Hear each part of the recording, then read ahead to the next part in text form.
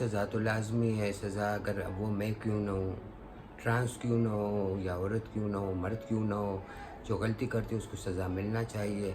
अगर सज़ा मिलते तो मैं कहती हूँ ये इतनी जो है दहशत और इतना कत्ल और इतना तशद्दुद और इतना जो है ये आगे ना बढ़ता।